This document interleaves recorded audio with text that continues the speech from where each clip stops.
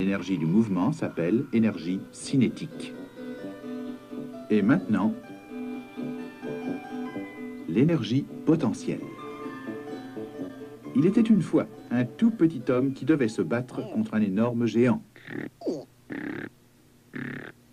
Tout ce que le petit homme avait de son côté, c'était une fronde. Quand il l'utilisait, la masse de la pierre s'alliait avec sa vitesse pour lui donner de l'énergie cinétique, dont le travail sur le géant était très efficace, lui appliquant ainsi une force et exerçant cette force sur une distance. La pierre avait de l'énergie grâce à son mouvement. En fait, tout ce qui bouge est doué d'énergie, même l'air qui nous environne. Quand l'air est en mouvement, il possède l'énergie qui actionne les moulins à vent.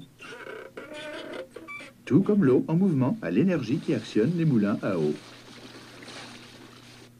Mais si chaque chose en mouvement est douée d'énergie cinétique, est-ce que ça veut dire que les choses qui ne sont pas en mouvement n'ont pas d'énergie? Dans ce cas-là, pourquoi ouvres-tu des grands yeux devant ce rocher perché sur le bord de la falaise? Pourquoi en avoir peur?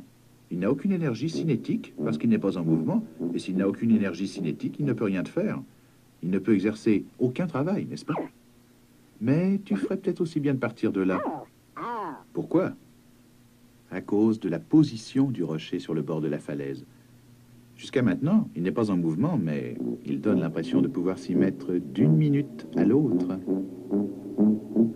Parce que la force de gravité insiste beaucoup pour le faire tomber de la falaise. Cela signifie que, dans un sens, le rocher a beaucoup d'énergie accumulée en lui, type d'énergie que les savants appellent énergie potentielle ou énergie de position. Le moindre souffle de vent et cette énergie potentielle commencera immédiatement à être transformée en énergie cinétique. C'est comme ça que l'énergie de position devient l'énergie de mouvement. Oh, ne regarde pas maintenant, mais il est temps d'utiliser plus d'énergie cinétique pour exercer un travail sur le géant. Oh, oh, qu'est-ce qui arrive? Repassons cela au ralenti. La pierre a perdu de plus en plus de vitesse en quittant la fronde à cause de la force de gravité qui essaie de l'attirer vers le bas. Plus elle s'élevait, plus elle ralentissait. Et plus son énergie cinétique diminuait, jusqu'à ce qu'enfin elle atteigne l'arrêt total et n'ait plus aucune énergie cinétique du tout. Et par conséquent, plus de travail en réserve et plus de force à exercer sur le géant.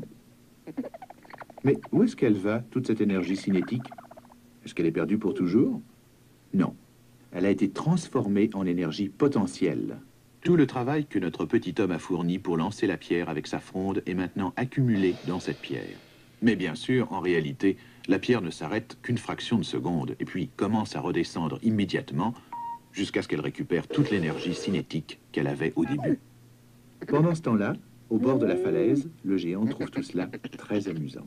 Mais il ferait mieux de faire attention, parce que la plus grande partie de l'énergie cinétique qu'il lui a fallu pour grimper en haut de cette falaise est maintenant accumulée en lui grâce à sa position.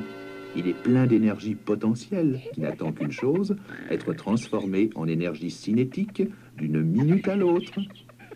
Attention!